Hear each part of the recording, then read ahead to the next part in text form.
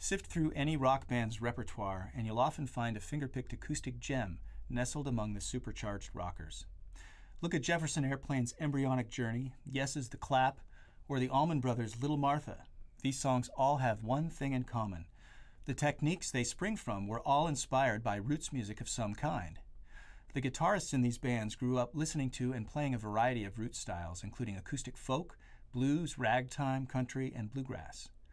While their respective bands blazed paths in rock music, they never lost touch with their inspirations, which influenced their playing and the sounds of the respective bands.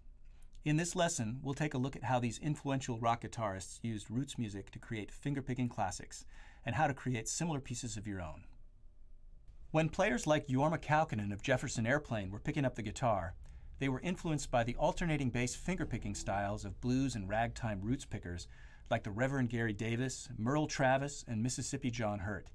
In alternating bass fingerpicking, the picking hand thumb alternates between 2 or 3 of the bottom strings on the beats, while the fingers play treble notes on the top strings.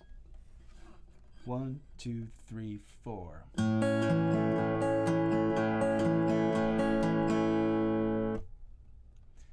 The fingers often fill in on the ands of each beat. Occasionally, one or more fingers pinch the strings on the beat with a bass note. 1, 2, 3, 4.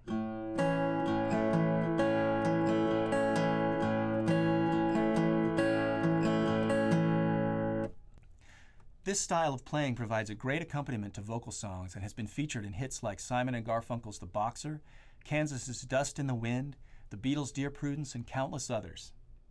Advanced players like Reverend Gary Davis include melody notes in their accompaniments, and Kaukonen and others picked up on this technique to craft solo finger-picking pieces.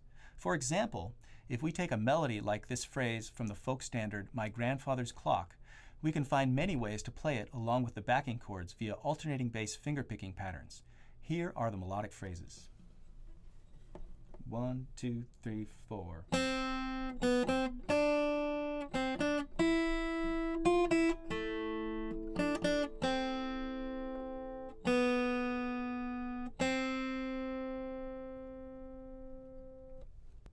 And here's just one way to fingerpick this melody. 1, 2, 3, 4.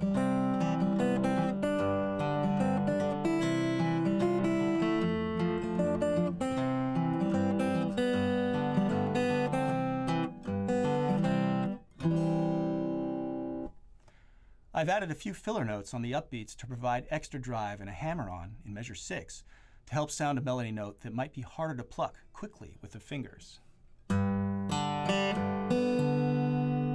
Also check out the G chord embellishment on the 3rd and 4th beats of measure 7, a common move in this style.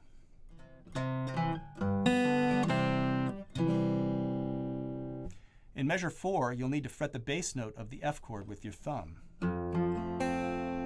Otherwise, you won't have any fingers free to fret the D note on the 3rd fret of the 2nd string.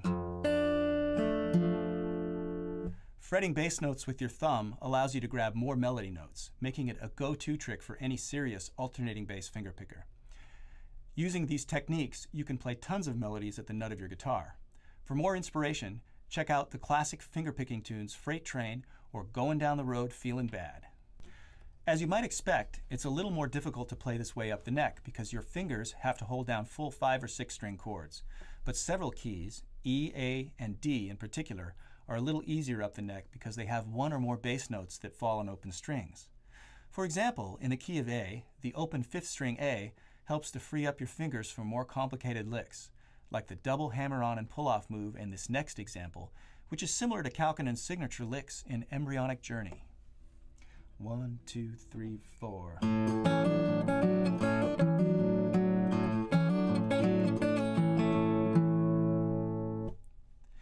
You can play up the neck in the key of A and add the low E bass note too, since it's the 5th of an A chord. A 1, 2, 3, 4.